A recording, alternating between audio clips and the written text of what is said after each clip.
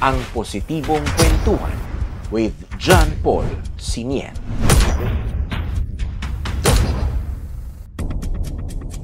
Dati kasi yung mga sundalo, laban lang yung hanap eh. Yes. Ngayon, kumbaga, sila na rin yung nagdadala ng mga agency sa mga liblib na lugar.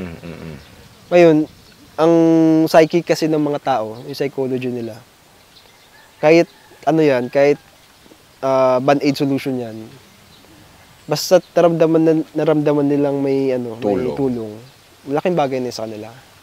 Although hindi ko sinasabi na band-aid solution yung mga kahit lang, parang extreme example lang. Oo. Kumbaga malaking bagay na yun sa kanila. Correct. Human as we are, siguro, or example, Filipinos as we are, pag tayo natulungan, tinatanaw natin yun na utang na loob, di ba? Do you agree? Oo.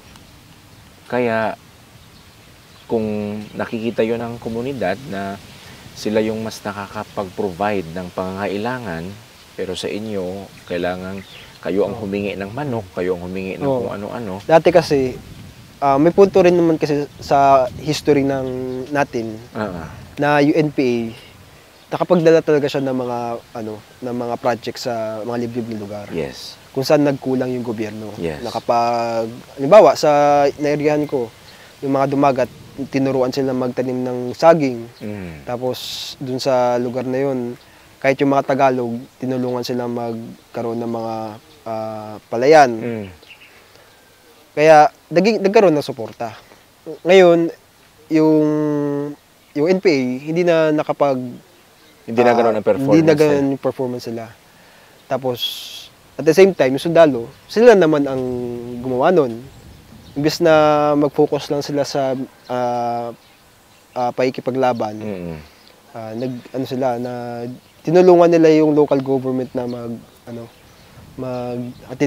mag-identify ng problema at maghatid ng solusyon. Okay. Kaya malaking bagay siya sa suporta ng masa. Okay.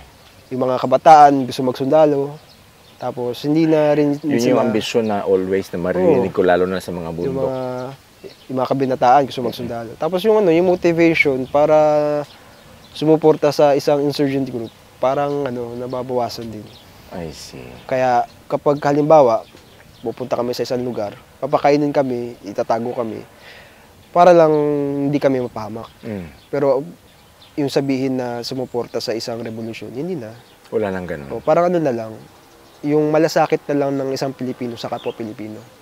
Ang positibong kwentuhan with John Paul Siniet.